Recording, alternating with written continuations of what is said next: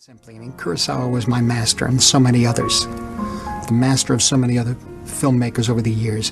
And from the 1950s, when we were seeing his pictures for the first time in America, through the end of his career as an artist in the 90s, I sat among generations of filmmakers and film lovers and watched those astonishing visions he was able to conjure up in his imagination and completely rendered them on the screen.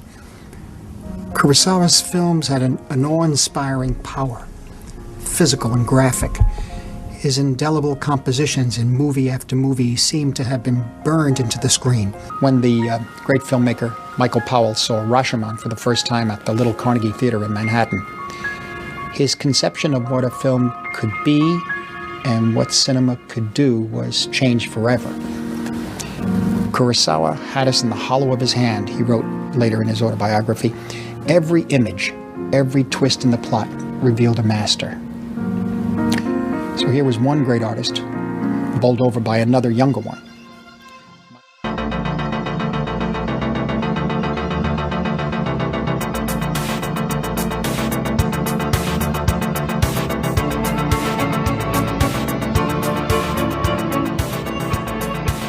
Hey everybody, welcome to The Brick Pit, the podcast you didn't know that you didn't need, where we sit around and talk about movies, TV, film, and try to examine things at more of a esoteric level. We talk about genres and ideas in film and sometimes filmmakers themselves.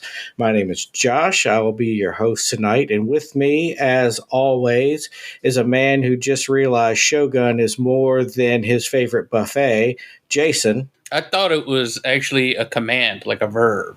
And the trial is upcoming. Our other host, Adam, is on assignment. Without further ado, let's get into it. So I've been on a Kurosawa kick lately, so I decided that I would save time in prep by just proposing we do an episode on Akira Kurosawa. How's that sound, Jason? It sounds like your usual MO. Let's find a reason to do what I'm already doing.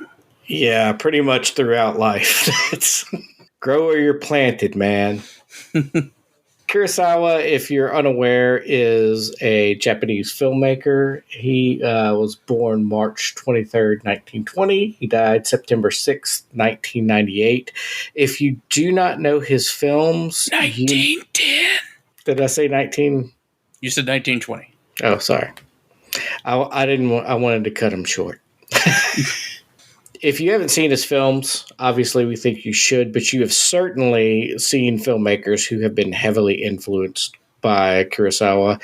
He is revered is like the best word for it. Yes, like so to call him like a great Japanese director, I think is like reductive, because he is in the pantheon of greatest directors of all time and across all nations.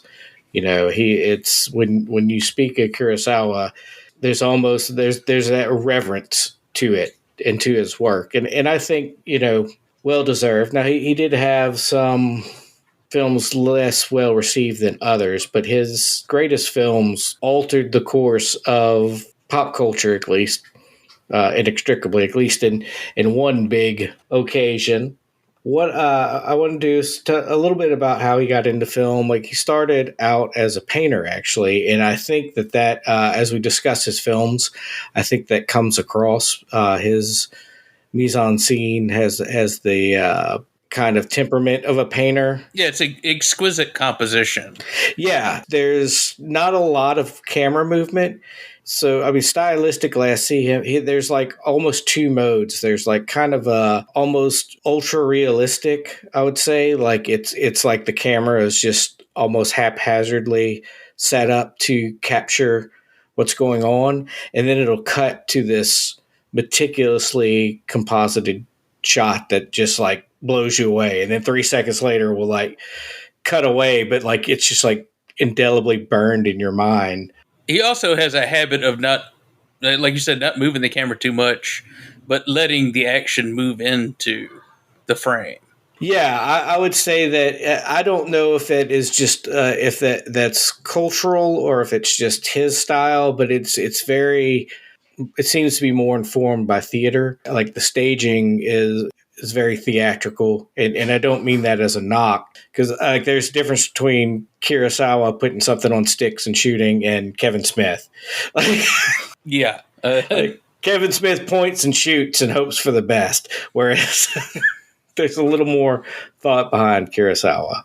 I think another reason why Kurosawa is so good at what he does is, he started off in what is now Toho Studios, Mhm. but he did everything in the industry. Like he did set design and construction and writing scripts and of course assistant directing and all that kind of stuff, and moved up. He worked in every aspect of the art form, and I think that informs him as a director. He knows how it all works together. It's like we talk about Buster Keaton. Buster Keaton over Chaplin is that Chaplin understands the power of film. Buster Keaton understands the mechanics of film. Yes, Kurosawa was a craftsman. You can tell everything was meticulously constructed. You say things like that, and it can be interpreted like as a knock, but it really isn't because he was hyper aware.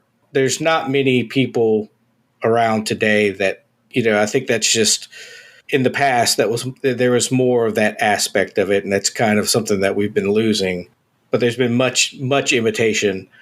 One thing I want to do before we get into our film picks, which are, I mean, we could be here all day, and we probably will, folks, because we're all having such a good time. I need Adam here to laugh at my inane, innocuous banter. But I got some quotes from filmmakers on Kurosawa, and I thought that we could go through some of them and ruminate because I think it's, again, like when you talk about Kurosawa, you have to talk about his influence because it's just encoded in the DNA of film at this point.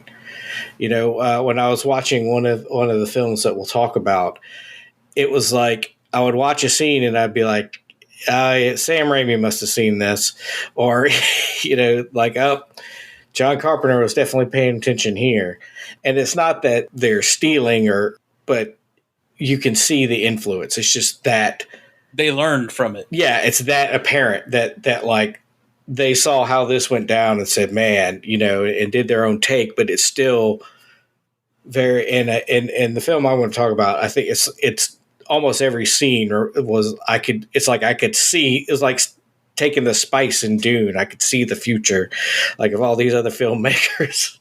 I'll start with Ingmar Bergman. He said of his own film, The Virgin Spring, that it was a touristic, lousy imitation of Kurosawa. And he also said that at that time, my admiration for the Japanese cinema was at its height. I was almost a samurai myself. A cinnamon samurai. Yes. A Japanese cinnamon samurai. That's a Neil Young song. Should be. So Ingmar Bergman, like when he's critiquing his own films and saying like, yeah, this is nothing compared to Kurosawa, it's like, God, that's the reverence that you're talking about. That It's almost as though that's the bar at which lots of auteurs have set themselves to, and all feel like they failed. But it's like, as you said, people don't maybe not know Kurosawa, but they definitely know. And if they watch Kurosawa, like you said, they will recognize him in the films of like the most famous directors of our lifetime. mm-hmm. And for those people that we kind of consider like these great masters of the art form, going like, well, I'm nothing compared to this guy. Right. It shows you just how far ahead his game was. I think it scares some people off from enjoying his films because they're obviously enjoyable on their own, but it's like if you're getting into like playing guitar or something, and there's like somebody like Eddie Van Halen's like, well, this is who I think is a good guitarist. And it's like you start reaching the outer ether where things aren't so maybe. just like if you ask other podcasters, they'll talk about our podcast and how good it is and how it influences them, even though we're not, we don't get the recognition from regular listeners. We get it from other podcasters. Yes, I think the Green Shirt podcast said that we were the Kurosawa of podcasts. But no, more to your point, I mean, Kurosawa's films, a majority of them were commercially successful. Mm-hmm. Like, he wasn't, I mean, at least in Japan, like, he wasn't just an art house director. He was a very culturally important director to Japan, to the Asian market, and even to the US in the 50s and 60s. Right. To that point, being a successful foreign language film, especially Japanese, in 1956 says a lot. To be commercially viable at that time and in that location is a remarkable achievement. Of course, there are people that said, well, let's remake this. Yeah, we've mentioned before, there's a lot of remakes. Mm-hmm. The film you'll talk about later on is remade as a Western. Yep. You have one of my favorite Kurosawas, which I'm not talking about, is Yojimbo. Mm-hmm. And that was essentially remade by Sergio Leone and Clint Eastwood as a fistful of dollars and kind of kicked off the Man with No Name trilogy. Right. So, and the point I was going to bring up with that, and might as well get right to it, is that I think it says a lot to the themes that he addresses that you can so easily change the setting and the set dressings and essentially keep the core of the story. That's where he was hitting at, that it's not, that they're very universal themes. Because like the samurai film and the Western, like they are, at least filmically, very mirrored to each other. Yeah. I mean, you have to look at it. I mean, they all kind of come from the same core. The samurai is the knight of Japan. Right. And the lone gunman or the man traveling through the West, that's that's the traveling knight. Yeah, or it's the Ronin. So, yeah, I mean, there's a core there to them. And like you said, you're just changing setting and set dressing. And Kurosawa, most famously in a lot of his films, was aping Westerns. He was a big fan of John Ford. Mm-hmm. And I think there's the anecdote about when he actually met John Ford. He had his assistant go out to every shop in town looking for the exact hat that John Ford was wearing. So that he could have the same hat as John Ford. He looked for the same eye patch. So, well, and it's interesting because we've talked about that before, about the almost the recursive nature of culture in cinema, but like cinema within itself, it influencing itself. Like you said, like Kurosawa being inspired by Westerns, but then there was all these people making Westerns that were inspired by him. And at least at that time, I'd say up through the 70s, maybe the 80s, it was additive. They would become something greater in that kind of, and I don't know if it was how they approached it, because now it seems like it's reductive, that when you do a remake or a reskin, it seems like it's losing something. And that may be just a money thing and the way the industry is kind of morphed, the loss of the auteur. Yeah, it's definitely more committee driven and also, what's the word I'm looking for? Test audience driven. Yeah. And I mean, we've beaten that drum to death, but I think the box office numbers, I think, agree with us. They have not really bounced back from COVID except for a few exceptions. And those few exceptions have been pretty much either epics or completely hyped films, but I think we also need to talk about, speaking of hyped IPs, one of the biggest influences that most people notice is in Star Wars. Yeah, Star Wars, and I say this from a place of love. I mean, I'm a child of Star Wars. I was a Star Wars kid when it wasn't cool. We've been through this. But Star Wars is pretty. What's the word I'm looking for? It's derivative, but not in the sense that it's not diluted to the point that it's Tarantino-esque in its derivativeness. Like Lucas borrowed a lot from several Kurosawa films. He borrowed a lot from Dune.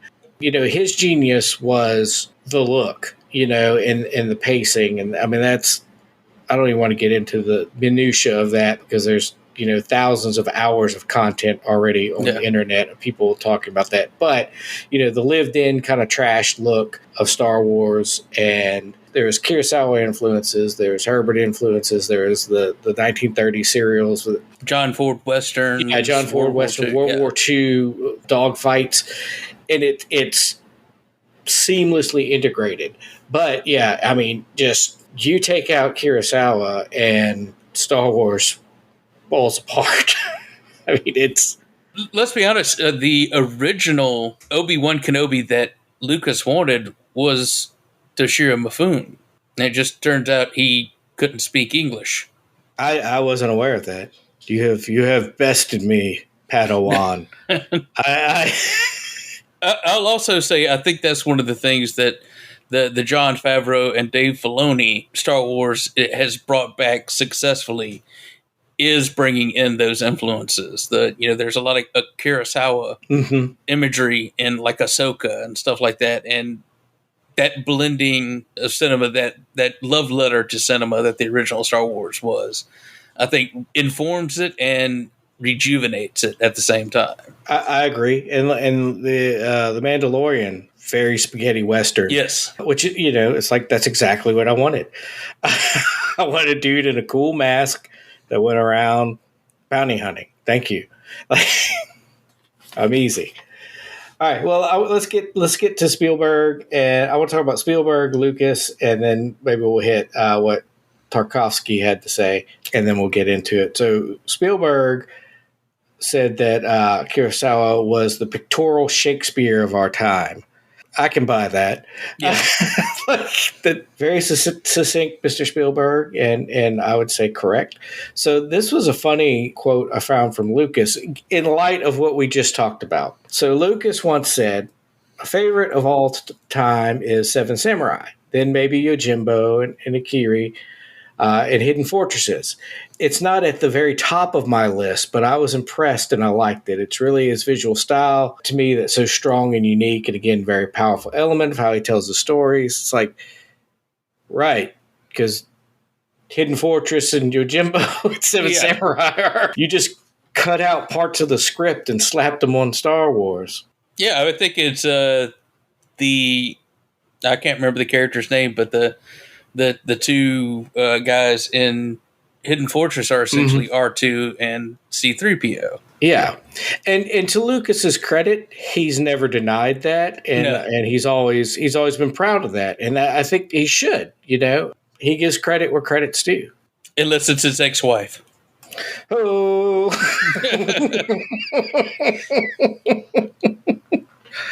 I can't believe you hit that target. It was only a meter wide. No targeting computer either. So I'll end with the quotes with this. Tarkovsky told Kurosawa that he screened Seven Samurai before every shoot that he did of his own films. I honestly can't think of a higher compliment. Tarkovsky is his work is dense and layers upon layers upon layers. Yeah, and for to be like, this is what I've got to watch to get in that headspace. I mean, I honestly can't think of a higher compliment that you would pay a director. Like, no, dude, I watch The Thing before I shoot every podcast, Mr. Carpenter. It's a lot like when I heard Bob Dylan call Townes Van Zandt a poet. That's heavy. Wow. That's awesome. I'd never heard that. Well, we've already said the name out loud 3 times now. We're going to start with my first pick, and that is The Seven Samurai. So this film is, plot-wise, there's not much to it. It's much more of a character study, I would say. There's some fantastic action pieces at the end, but the film's like 3.5 hours long. It's a really good Sunday afternoon film. early afternoon. Like if you either watch a Western or put this on. Be forewarned, though, that Kurosawa is very deliberately paced. Yes, that's the film spends a lot of time bringing you to the battle, because what's less important than the battle and the outcome of the battle is the people. It really is about the samurai and the townsfolk, their relationships with each other and their own personal story arcs. When there's character death or anything, there's weight to it. Even almost, some nameless townspeople, like, it's not done lightly, though it's ostensibly I mean, I guess you would call it an action film, at least the last reel. Yeah, as we said before, it's an Eastern Western, but it's one that that takes a while to unfold. It's kind of like when we talked about Shane, that Shane's a Western, but it takes about at least almost 15, 20 minutes before the first gun is fired. Yeah. And even then it's target shooting. And that's what this is. I mean, there's some small action in the beginning, but everything is setting up. It's just, it's building blocks, getting you ready for the big climactic battle and the importance of it for the villagers and for certain characters within the group. Right. So the basic plot, like when you hear it, you're like, yes, I've seen this movie before. It's like, you have. It's called The Magnificent Seven. Yeah. So there's this small farming village, very poor, keeps being raided by bandits to the point where, like, they don't have enough food to even feed themselves. And the bandits are basically like, okay, when it's time to get all the rice, we're coming back and we're taking it all. Same story as A Bug's Life, basically. It's Seven Samurai. So they get the idea that they were going to hire some a samurai to protect the village. Like Battle Beyond the Stars. We're just going to start naming worse movies that had this plot. It's like the ABC After School Special with Kirk Cameron. Oh, no, we never get that bad. It's like 3 O'Clock High. That's a good movie, though. So anyway, they go to the city and they find a samurai who's basically like, this is pathetic, but I like the challenge. And he decides he needs a total of 7 samurai. And so you spend a lot of time gathering. It's very RPG-esque. Like, there's lots of side quests where they have to collect all the different samurai. Got to catch them all. Yeah. The samurai also realize that, like, the farmers are eating millet while they're eating rice, and so there's that disparity between the poor and the upper echelons, and there's a lot about honor and obligation. Lots of the town folks are afraid of the samurai, more just as afraid as the bandits. This one guy makes his daughter cut her hair real short and to look like a boy because he's afraid that the samurai either going to take her willingly or unwillingly. Of course, she falls in love with the young samurai, and there's a little love story that goes on there, which is pretty neat. There's a scene when I guess it's like poppies or something. There's just this field of, like, these flowers that's just it's almost dreamlike. It's like an actual place. It's filmed in such a way that it really enhances the chemistry between these two actors. And it's a pretty nice little love story. So the samurai basically come up with this plan, and they're training. Like, if you ever seen a training sequence of the peasants, that's when I was like, hey, Sam Raimi saw this.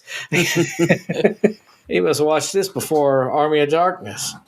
I hate to say this, but a lot of it did feel like a classic role-playing game, because there's the quest of getting all the people together, and then there's, like, the defense of the town, and they, like, draw out a map of the town and come up with a plan to fight the outnumbered people. It's very tropey in Westerns and lots of films. I mean, this could very easily been like Assault on Precinct 13 or whatever. But again, what separates it, besides characters, is the visuals. Like, there's some just incredible moments that are almost paintings. I mean, they're just still lifes.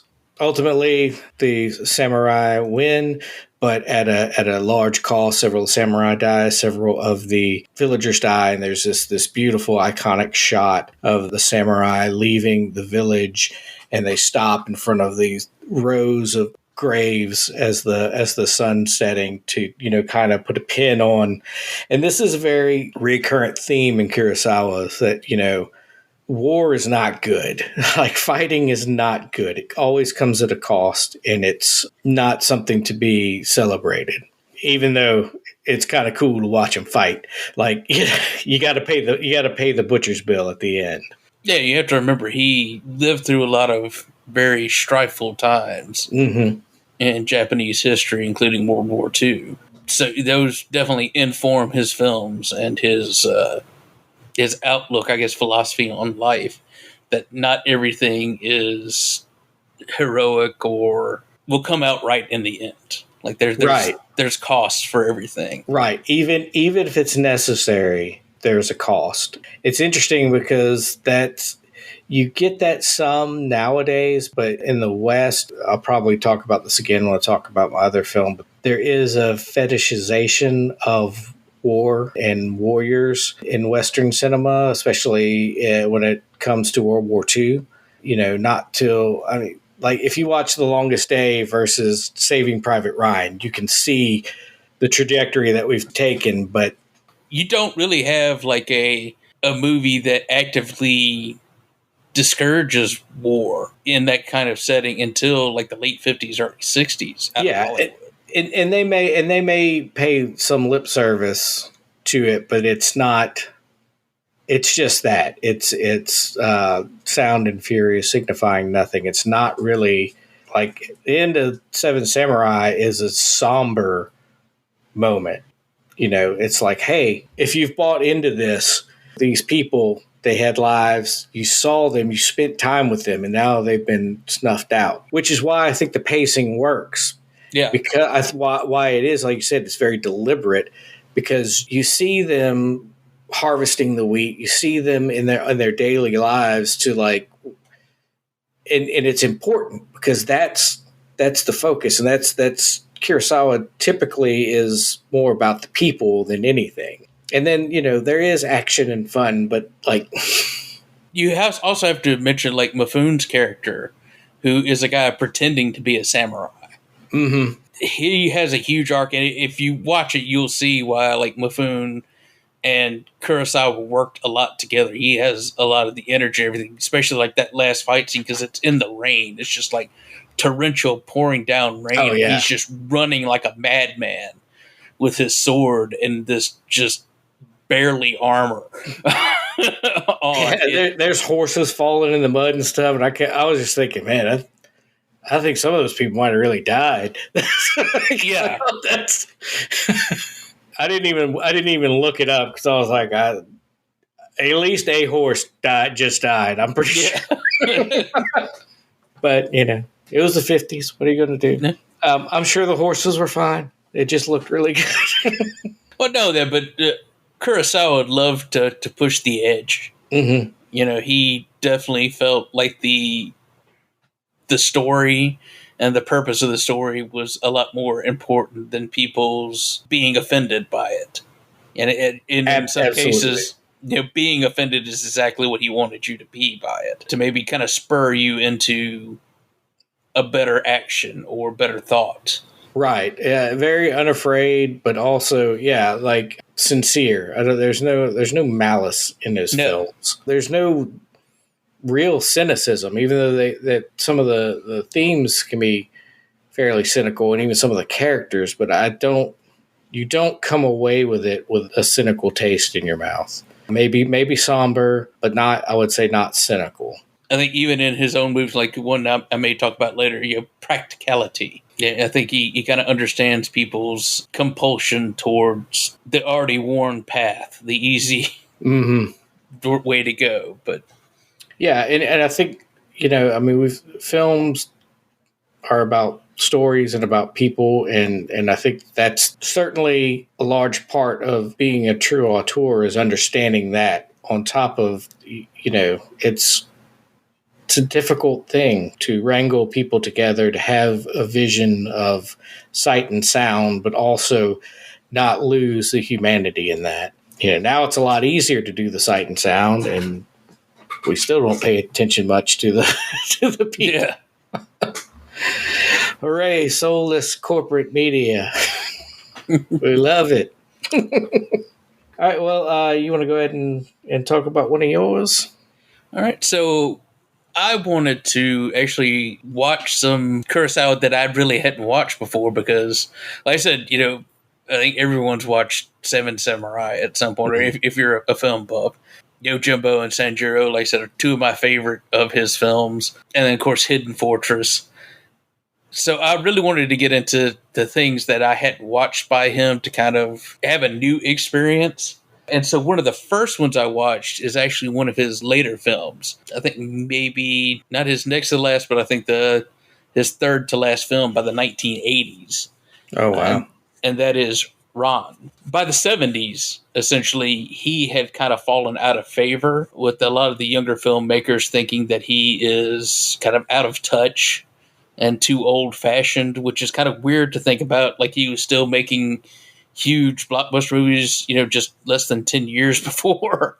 And so he had some not as successful films, but he was able to kind of bring it back, and this is his last epic. And it is essentially a samurai film, but it is essentially King Lear, but set in Japan. That's very interesting. The idea came from is actually an actual Japanese historical figure who is known for having 3 very loyal sons. And then he started thinking about, well, what if they weren't loyal sons? And he started writing this story, and then he found out about Shakespeare's King Lear and how similar the stories were. And so they kind of informed each other. But what happens is that a daimyo who is pretty close to the later years of his life, you find out he's been a very, very forceful and violent man in the past. He's done a lot of things. Like, part of the film is you uncovering like just all the terrible things that he's actually done to people. But he decides that he's going to step down and let his eldest son take over. And then his 2 other sons essentially have 2 other castles that are in his control and support the eldest son. And one of his youngest son seems a little brash and everything, doesn't like the idea and all that kind of stuff. So he's exiled.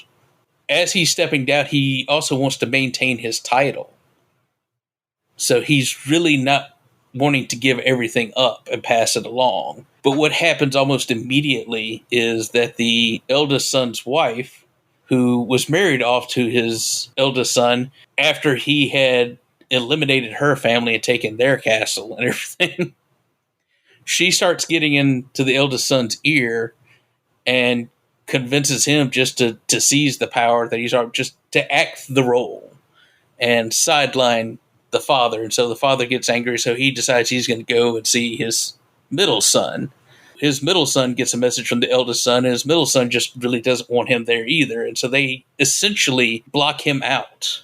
There is an attempt to try and kill the old man and essentially just eliminate him completely so that they can have all the power and all the attention focused on themselves. And he essentially kind of goes mad. His youngest son, who he really actually finds out is the most loyal son, who was willing to speak truth to him, tries to come back to save him. Like I said, if you've seen or read King Lear, you pretty much know the story. Like, everything is destroyed by the end. But right. It is a beautiful film to watch. Like, there is a scene, like the final scene is they're taking the old man and his youngest son who have been killed. They're taking them away, and they're passing by a castle that the old man had tried to stay in earlier that was burnt down by his other 2 sons. And there's a young man who is the survivor of the family that originally lived in that castle who was blinded in the original attack. His eldest sister, or his older sister, was also married to the middle son in the same situation as the other woman.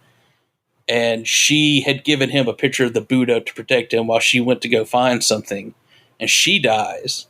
And so he's left there alone. And there's this beautiful shot of as the procession is moving past. In the distance, you see the remnants of the castle and the blind man standing on top of it. It is a painted picture, just like Kurosawa does. It is just a magnificently powerful image. Very well acted. I think it was very well received critically and everything, too. I think it actually reinvigorated, I think, a lot of international interest in Kurosawa in the later years, because this is, I think this is like 86 or somewhere around in there that this was released. Or yeah, 85. definitely tail end of the career. I mean, he still had a few films left in him at that point, but I think he has. I think 2 more are left. I think one of them's on your list. Mm-hmm. And they were different in scope. At least the one I want to talk about is, like I said, this is his last epic. Yeah, so this is his last period piece. So let me ask you a couple of questions. First, on a practical level, because I found that it's difficult to find a lot of Kurosawa on streaming, even for rent. How did you view this? I believe it's on Prime. Oh, wow. So, fantastic. And if not, I know, at least for now, TCM is still on the Max streaming service, and they have a lot of the Criterion Collection stuff, which is what I watched, the others. That we're going to talk about in. I had to go to the library to get Seven Samurai, so maybe I just didn't look hard enough. No, because I think that's on Max now as well. Okay, well, good for Max. I watched it on Amazon Prime at this recording. It is on Amazon Prime. They're pulling it off now, and it's gone. They thwart us at every turn. Bezos. So, seeing as how this has had a pretty dour Shakespearean ending, how did you come away from it? Did it hold as non-cynical as we were saying before? Or because it sounds like this could very easily have been a cynical film. Well, no, because as I said, it makes very clear that the main character, Hidetora, I believe is his first name, it makes it very clear that he was not a nice gentleman, that he was he was a conqueror, that his lordship was built in blood. So the ruin is framed more as a justice than a tragedy? Yes, because, like I said, a lot of it has to do with, like I said, one of the main architects of his downfall is his eldest son's wife, and she is clearly doing it out of revenge for him destroying her family, and she wants to destroy his as well, even if it costs her life in the end. You do see a lot of that. The middle son's wife, who, like I said, he'd conquered her family as well, and married her off to his son. Their relationship's a little bit different because she's, like I said, she's very religious. She's got faith in Buddha and all that kind of stuff, and he actually feels guilty when he sees her. I think he would be more comfortable with her being like visibly angry at him like the other daughter-in-law is, but instead she's very forgiving and, very nice to him and everything like that. And that kind of pulls on his guilt. But like I said, he throws out his youngest son at the slightest provocation. One of his best and most trusted advisors, he kicks him out too when the advisor tries to keep him from exiling his son. He exiles both of them, and that advisor continues to come back around, and because he is still very loyal to his lord, and even if he has to be in disguise and all that, he's going to protect his lord. He's actually very much responsible for keeping the man alive, especially when he essentially goes mad like King Lear does in the book or in the plays. So it's, if you come at it like a Shakespearean tragedy, like I said, it's not cynical. But as you said, it is very somber. It is very much this is due to things he's already done in the past. We didn't see those things, but we referenced them very clearly. And you see his attitude as being very forceful and still trying to keep people underneath his heel, even when he's supposedly given up his power. Right. Well, it's interesting that you said how to go into the film, because oftentimes, it's like, oh, don't know anything about the film, just go in cold. Sometimes that's not the right approach, because like telling someone this is a Shakespearean tragedy, I would say it tempers expectations in a way, but it gets you in the right mindset, because if you're going in looking for more of a heroic epic, you may unintentionally read the room wrong, Well, we've talked about this before about bad marketing. That's essentially what hurt The Last Action Hero. Right. They put that forward as a straightforward action movie with some comedy bits, and it's not. It's a satire of action film. And I'll admit, the first time I saw it, I didn't like it. But then when I realized what it was, I was like, oh, okay. I was probably a little too young, and also, it was not what I was expecting. So, that was a film that I had to revisit and be like, oh, okay, now I get it. And like I said, this is deliberately paced, as all Kurosawa movies are. It's over 2 hours, maybe even close to 3. The man takes his time to tell his story.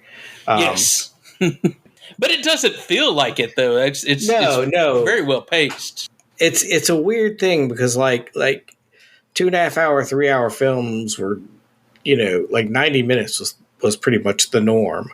So these were like much longer films, and a lot of them had intermissions and stuff. And now we've got 3-4 hour superhero movies, and nobody bats an eye. It's just, in the age of TikTok, it's like just a massive. I would hate to really be in the film industry, because it's like, how could you predict anything? Like the world is so insanely contradictory that I don't know what's going to work. Maybe if they'd use some of that screen time and just like move it over to the time to work on the CGI. I don't know. Because it's bad when I'm watching 40-year-old movies and like this, stop motion puppetry looks better than the CGI fest that I have. Yeah. Old man Ron, his last epic. Run to see Ron. You'll be glad you did. I'm just going to start talking like a clueless announcer. It's like deliberately now. It's a late 70s, early 80s trailer narrator. You'll be shocked by the end. Some of those old trailers, they talk about giving up stuff in trailers now, but some of the old trailers, you'll be shocked at the end when you find out Bruce Willis was dead the whole time. Why am I seeing this movie? Beach bunnies on parade in the valley of zombie beaches. Like, oh, that's why I'm going to go see it. All right, so I want to talk about one of his later films. It was 1992, I think. Takes place in 91. But, let me look it up real quick. Yeah, 1991.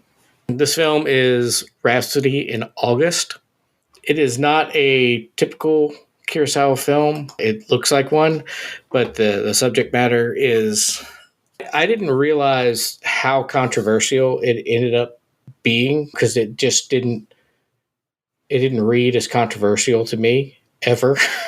But so it's a story of 3 generations, centers around these grandchildren of a woman that lives on the outskirts of Nagasaki, whose husband, their grandfather, died in the bomb. And she went to Nagasaki after it went off to look for him, and they couldn't identify the body. And so she's lost a bunch of hair because of the radiation. They are staying with her over the summer while their parents, her children, grown children, are in Hawaii visiting with her basically long lost brother, who had left Japan for Hawaii, I think in 1920 or something, and became a very rich pineapple farmer slash plant processor. They're very wealthy. And he married an American, and he had children that were American. One of those children's played by Richard Gere, who was like riding the success of Pretty Woman. And Kurosawa wanted him, but didn't think they could afford him. And Richard Gere is like, I will do this for free. As a compromise, what they did was they paid for his flight and his stay during the shoot, and also for whoever he wanted to bring with him just to hang out in Japan. One of those people was Cindy Crawford. So I don't think anybody was upset over that. I am. Why is she not in the movie? And I thought Richard Gere was part Japanese. Apparently, like, his lineage on both sides comes straight off the Mayflower, according to his Wikipedia page. So I don't know what to believe anymore. But that's pretty white. Wait a minute. Where did you get you thought he was part Japanese? I don't know, the internet. Somebody told a guy on the street. He was seen shaking hands with Keanu Reeves. I thought they were together in the same club. They were cloned from the same sample in the bowels of the laboratory of Hollywood. But he is Buddhist. He does not speak Japanese. He learned his lines phonetically.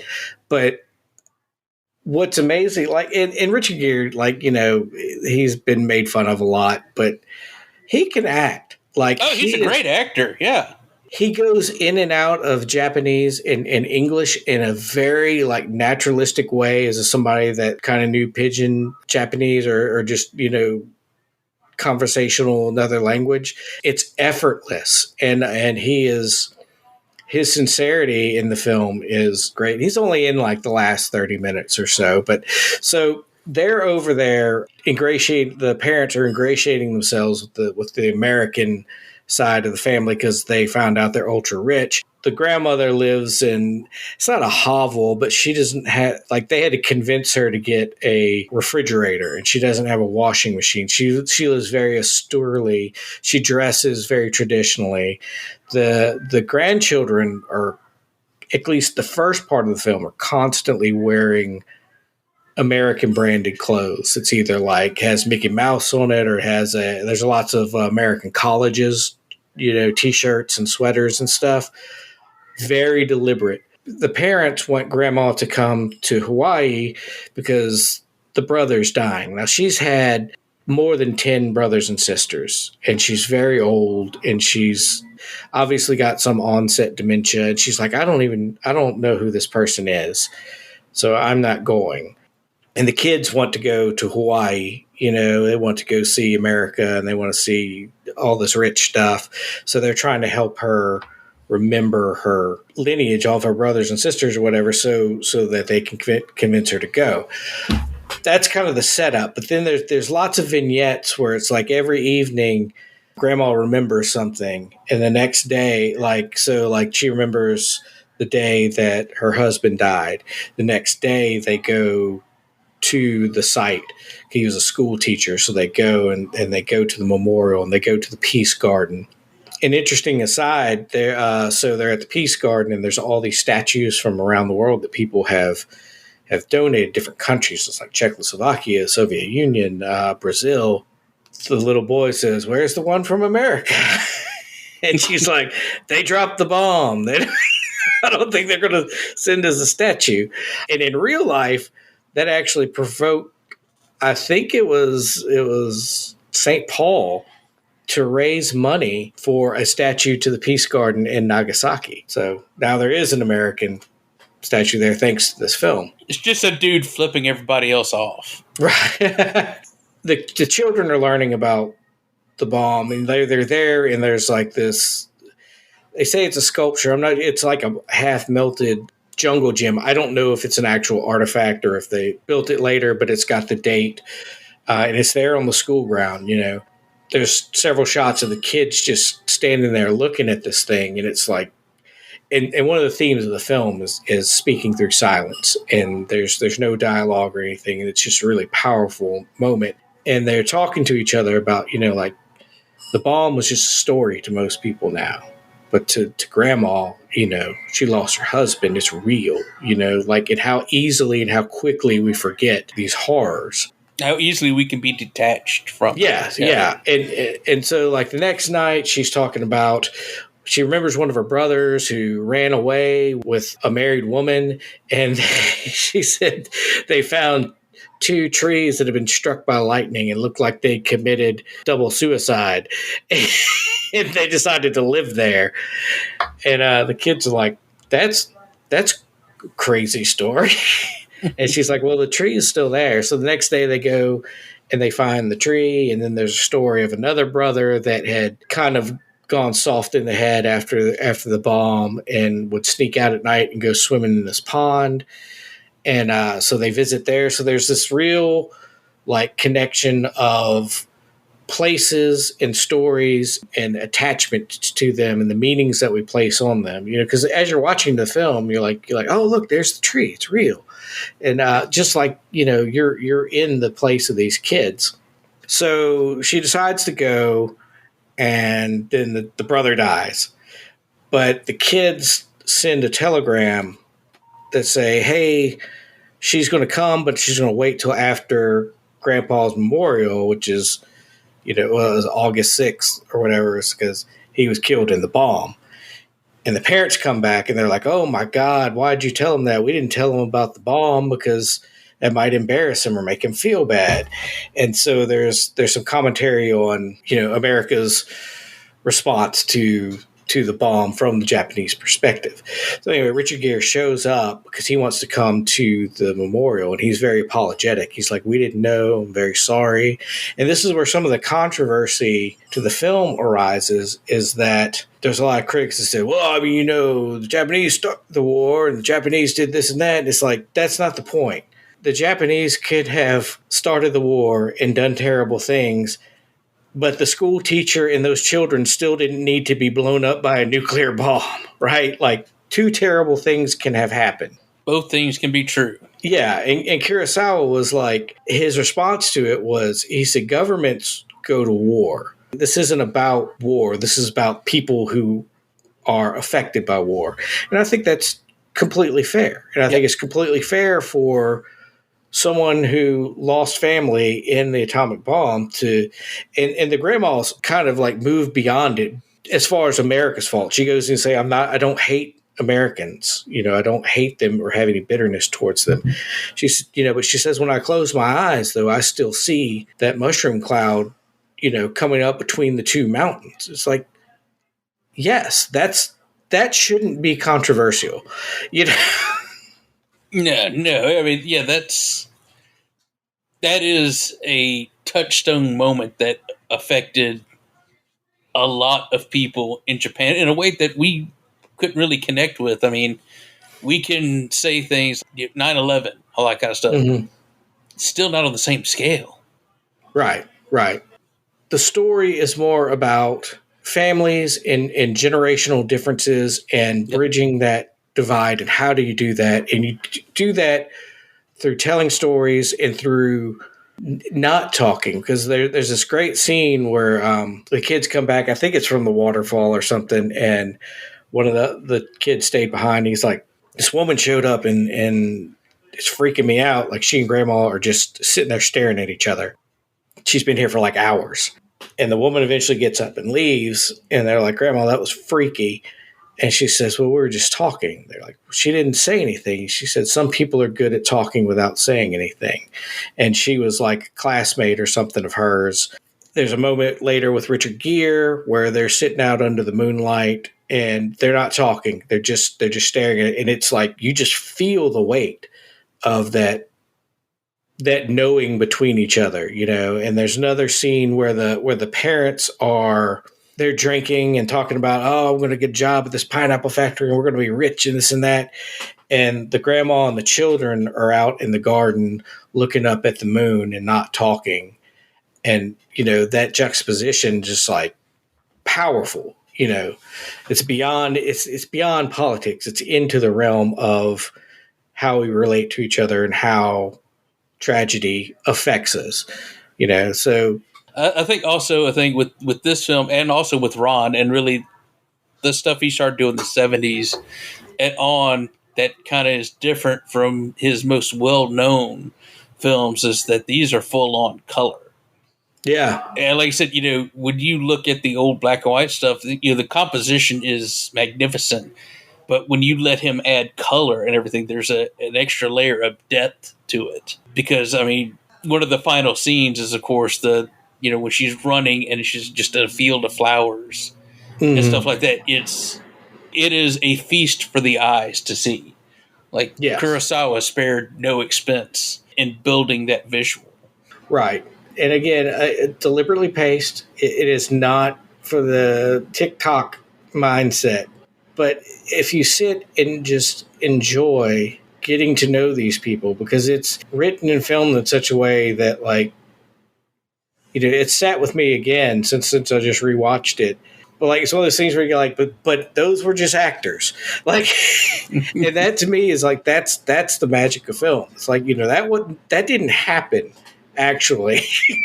It's believable still. Right, it feels real to you in the moment. Right. And then it's like, well, is there a difference? All right. What else you got there, sir? The next film I want to talk about is High and Low. This is a little different. Like I said, I'm used to watching the epics, the samurai films of Kurosawa. And this isn't. This is a contemporary Kurosawa. It is set in 1963, the year that it was filmed. It does star Toshiro Mifune. The story on this one is Mifune is an executive of National Shoes. It's a big shoe company in Japan. You find out that he had worked his way up from being an apprentice shoemaker all the way to being an executive of this company outside of his army service, which I think we can guess when that was. He's solely worked, no pun intended, in shoes. A lot better than Al Bundy fared. I was about to say, is this inspired by Albert Bundy? How many touchdowns did this guy score? So the start of the film, he's talking with other executives of the company, and they feel that the guy who's running the company, henceforth known as the old man, has kind of stifled the growth, needs to be kind of moved out of the way. And they talk about how they've come up with like a new designer shoe that they could do for cheaper and make more money and grow the profit of the company, which Mifune is against because it's just cheap. It's made of cardboard, like he rips it up in front of them. So he's like essentially a true believer. Like he wants the company to grow, but he also wants a quality product. They make women's shoes, once again Al Bundy, but also men's shoes. But he's like, women are on their feet all day, and this shoe would just hurt them and it would tear apart. And that's not what we should do for the customer. We should respect the customer and give them a quality product that they'll feel comfortable with. And you find out he also has another plan in his own mind because they want him to join them because with his percentage of the stock that he has, which I think is like 30 some odd percent, and theirs combined, they'd be able to vote out the old man and take over the company. But you find out he is working a deal on his own. For years, he's been buying up shares of the stock secretly. And he's made this huge deal to essentially buy up this last big piece that he'll have like 45, 46% of the stock himself and have enough voting stock to be able to take control and therefore run the company the way he wants it to be run. In the process of that, you find out he's leveraged everything he has. He's put his house up for mortgage. Everything is riding on this deal. He's got a check for $50 million that he's going to send his assistant to make the deal complete.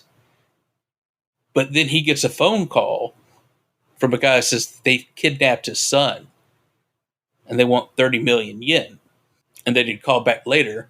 He's like, well, that's it. I'll find the money for the deal some other way. I'm paying the ransom for my son, my only son. And his son comes running in. What you find out is his son and his chauffeur's son were playing. And they had swapped. They were playing like sheriff and outlaw. And they had swapped positions. the son giving over his cowboy hat and gun to the chauffeur's son. So they kidnapped the wrong kid. Then Buffoon's like, okay, well, yeah, then all right, yeah, the deal's still on then. You know, we'll find out something. They won't do anything to the other kid when they find out that he's not my son. Yeah, they had called the cops. The cops show up. They come in discreetly. And what you find out, he's got this huge window looking into the living room. And they have him close the curtains because he's actually on top of a hill that everyone below can see into. What you find out is that his house is built on top of a hill that overlooks an impoverished area. They first walk through that neighborhood. There's a canal, and you can just see a lot of just debris and garbage and everything in it. And then there's his big, fancy, new, mid-century modern house with giant windows and everything overlooking all of it. His chauffeur just starts begging him to help save his son. He winds up deciding to do it. He decides he's going to risk everything to save this guy's son. He puts everything on the line. As you said, it's very character driven. It's about that internal strife within himself because he's leveraged everything he owns for his dream. And this one thing totally compromises all that because no matter what he said when he thought it was his own son, there's no way for him to get all that money in time to make this deal work in order to be able to pay off his debtors and keep his lifestyle. Everything is on the line with him doing this ransom drop off and the cops retrieving the money to get back to him so everything can say essentially status quo.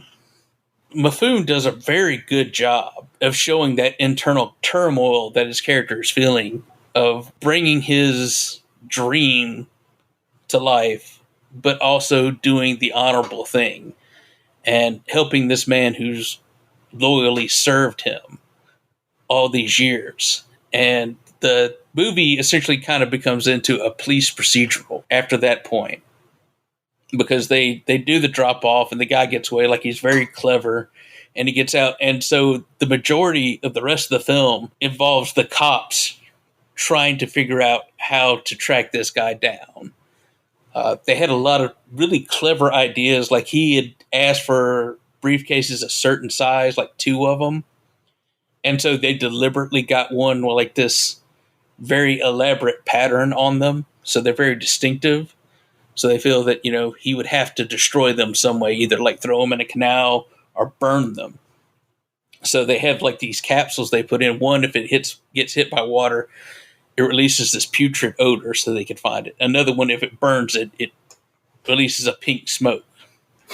So there's a great scene, and you can tell, like just with Seven Samurai, when I saw it, I was like, oh, that's where Spielberg got that.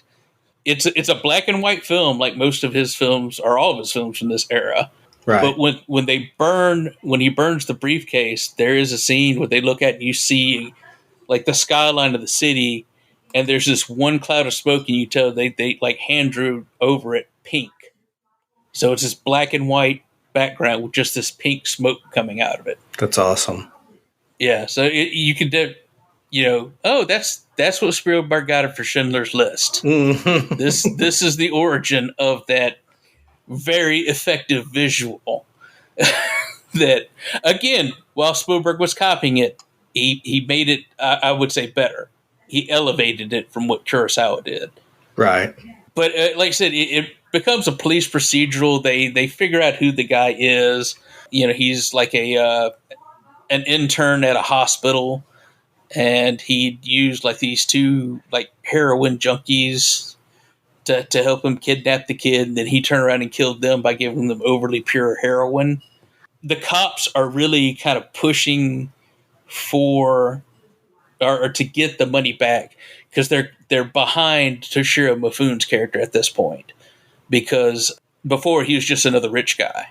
But when they saw him sacrifice everything and they understood that everything he had was on the line for this, that if he didn't get the money back, he lost everything. He lost his house and all that. He lost the life that his wife had only known. She came from money. While he built himself up, she came from money.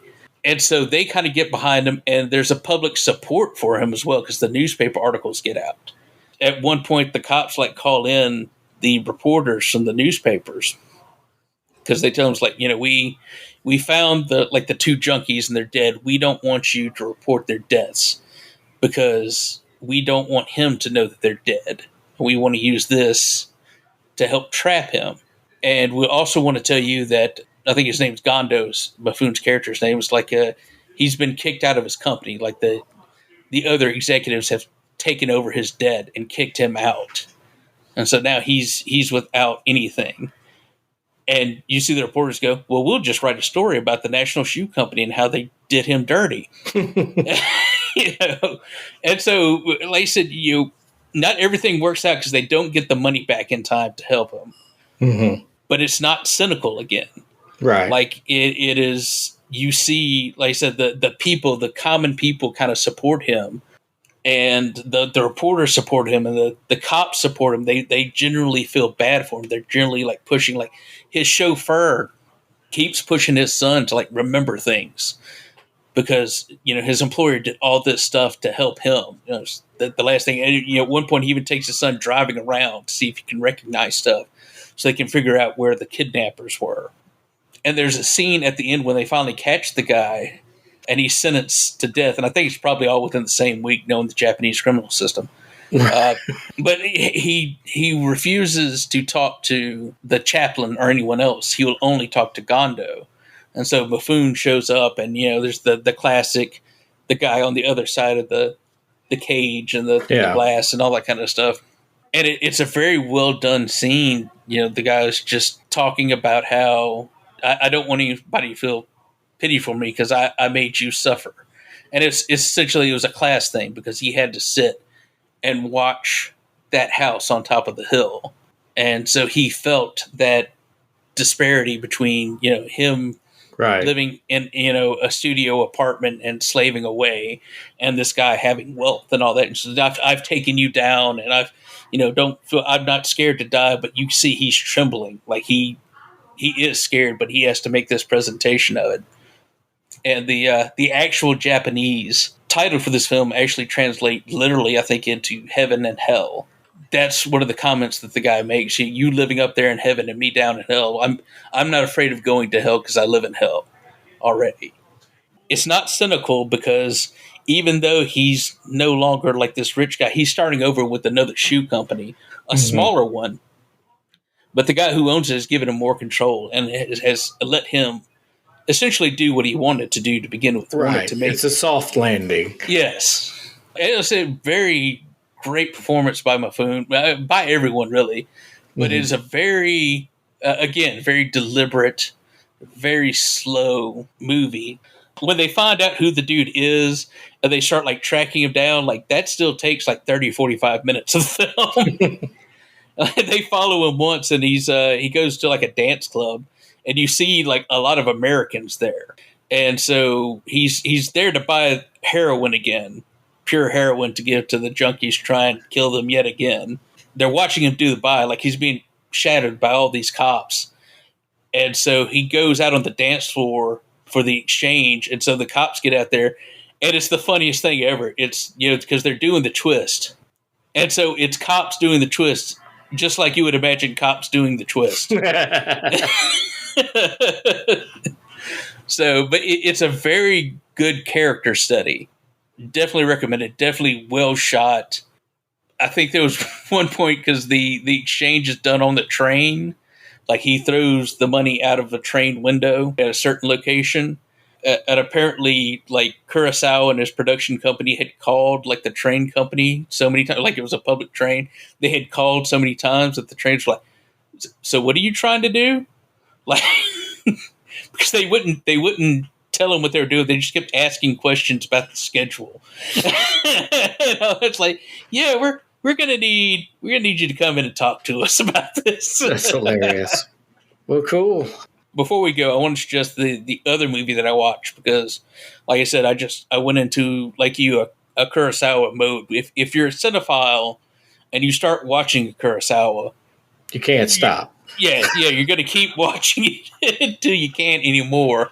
Another one I hadn't seen is it's another contemporary one from I think around 1950 or so. Ikiru, another character study, essentially just about a bureaucrat who finds out he has stomach cancer, and he realized like he's just kind of spent his life being a bureaucrat, just doing nothing, just essentially existing, not rocking the boat or anything, because that's how everything works in the city hall he works at. And just through certain events and everything, he decides he's wanting to do something. And at the end, he decides to build a park that these women in a neighborhood want, because there's like this busted sewage line in this area and nobody wants to fix it. Like one of the early scenes is they're coming in to talk about it, and it's just every department say, "Oh, well, that's not our problem. That's public works," or "That's you want a park? Well, that's parks department." Oh, well, that's kids. That's the school system. That's education. Just getting bounced around, and he finally just breaks through that and decides to do something about it. Again, a somber ending. I won't want to waste it for anybody, but a very good character study and kind of inspirational. Awesome. Well, yeah, so like I said, we just scratched the surface. We are by no means scholars. We're just dudes that went to movie school and watch movies. So that gives us as much credibility as anyone on the internet. Less so, actually, I think. We have enough credentials to be president of the United States. How can they contact us, Jason? Well, probably the easiest way is just go to our Linktree /BrickedPit, or you can find us on X or Facebook. Just look for the Bricked Pit Podcast, or email us at brickedpit@gmail.com. We'd love to hear from you guys. We're tired of screaming into the void and the void not screaming back. And we'll see you at the movies. Oh, there's the lawsuit. Well, they're both dead, so we can do that.